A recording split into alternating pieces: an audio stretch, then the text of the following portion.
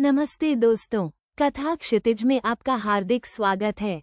आज हम आपको एक ऐसी अमर गाथा सुनाने जा रहे हैं जो त्याग, करुणा और सृष्टि के रक्षक भगवान शिव के अतुल्य पराक्रम की साक्षी है। ये कहानी है उस समय की जब ब्रह्मांड स्वयं संकट में था और तब महादेव ने नीलकंठ का रूप धारण कर पूरी सृष्टि को महाविनाश से बचाया। ये बात उस प्राचीन काल की है जब देव और दानव दोनों ही अपनी शक्ति खोते जा रहे थे। अमरत्व की चाह में और अपनी क्षीण होती ऊर्जा को पुनः प्राप्त करने के लिए उन्होंने भगवान विष्णु की शरण ली। भगवान विष्णु ने उन्हें क्षीरसागर का मंथन करने का सुझाव दिया। उनका उद्देश्य था मंथन से निकलने वाला अमृत, जिसे पीकर वे अमर हो सकें। इस महान कार्य के लिए मंदराचल पर्वत को मथनी बनाया गया और नागराज वासुकी को रस्सी के रूप में इस्तेमाल किया गया। एक ओर देव थे तो दूसरी ओर दानव, और शुरू हुआ ब्रह्मांड का सबसे बड़ा महामंथन। क्षीरसागर का मंथन अत्यंत भीषण था। वर्षों तक यह मंथन चलता रहा और इसमें से एक एक करके अद्भुत रत्न निकलने लगे।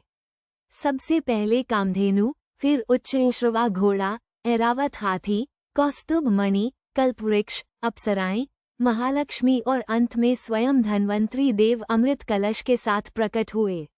ये सभी रत्न सृष्टि के लिए वरदान थे, लेकिन अमृत तक पहुंचने से पहले मंथन ने एक ऐसी चीज बाहर निकाली जिसने सबको भयभीत कर दिया। जैसे जैसे मंथन गहरा होता गया, एक भयानक काला धुआंधार पदार्थ क्षीरसागर से निकलने लगा। यह कोई साधारण पदार्थ नहीं था, ये था कालकूट या हलाहल विष। इसकी दुर्गंध इतनी तीव्र थी कि चारों दिशाओं में फैल गई और इसका स्पर्श इतना विनाशकारी था कि समुद्र का जल उबलने लगा। आसमान काला पड़ गया, वनस्पति जलने लगी और जीव जंतु तड़पने लगे। यह विष इतना प्रचंड था कि इसकी एक बूंद भी पूरी सृष्टि को भस्म करने की शक्ति रखती थी।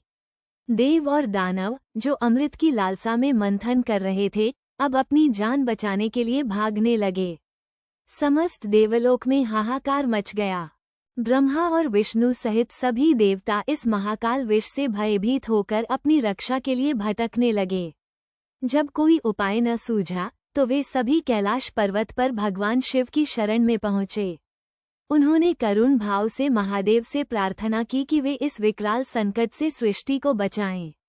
त्राहिमाम त्राहिमाम की पुकार सुनकर भगवान शिव ने अपनी समाधि तोड़ी। माता पार्वती भी वहीं विराजमान थीं। जब महादेव ने संपूर्ण सृष्टि को विष की अग्नि में जलते देखा तो उनका हृदय करुणा से भर उठा। उन्होंने बिना एक पल भी सोचे उस विकराल विष को अपनी हथेली में समेट लिया। ये क्षण ऐसा था जहां मृत्यु स्वयं लज्जित हो जाए। माता पार्वती ने विस्मय और प्रेम के भाव से उन्हें देखा। सृष्टि के कल्याण के लिए परमपिता शिव ने वो सारा हलाहल विष अपनी अंजुली में भर लिया और एक ही घूंट में उसे पी गए। लेकिन उस विष की प्रचंडता इतनी अधिक थी कि वो महादेव के कंठ तक पहुँचते ही उनके गले को नीला करने लगा। माता पार्वती ने तुरंत अपने हाथों से शिव के कंठ को दबा लिया ताकि वो विष उनके शरीर के भीतर जाकर उन्हें या संपूर्ण ब्रह्मांड को हानि न पहुंचा सके। विष महादेव के कंठ में ही अटक गया और उसका तीव्र प्रभाव उनके गले को नीले रंग में रंग गया। यही कारण है कि उस दिन से भगवान शिव नीलकंठ कहलाए। नील यानी नीला और कंठ यानी गला। महादेव ने अपने इस अतुल्य त्याग से सृष्टि को महाविनाश से बचाया। उनका ये कृत्य केवल एक पौराणिक कथा नहीं, बल्कि निस्वार्थ सेवा और करुणा का सर्वोच्च उदाहरण है। उन्होंने संसार के लिए विष पीकर अमरता का संदेश दिया। आज भी जब कभी कोई बड़ी आपदा आती है तो हम नीलकंठ महादेव को याद करते हैं। ये कहानी हमें सिखाती है कि सच्ची शक्ति परोपकार और त्याग में निहित है। उन्होंने संसार के समस्त दुख और पीड़ा को अपने कंठ में धारण कर लिया और हमें जीवन जीने का मार्ग दिखाया। तो दोस्तों, ये थी कथा क्षितिज की ओर से भगवान शिव के नीलकंठ बनने की अद्भुत गाथा। हमें उम्मीद है कि आपको ये कथा पसंद आई होगी। ऐसी ही और प्रेरणादायक और मनोरंजक कथाओं के लिए जुड़े रहिए हमारे साथ कथा क्षितिज पर। धन्यवाद।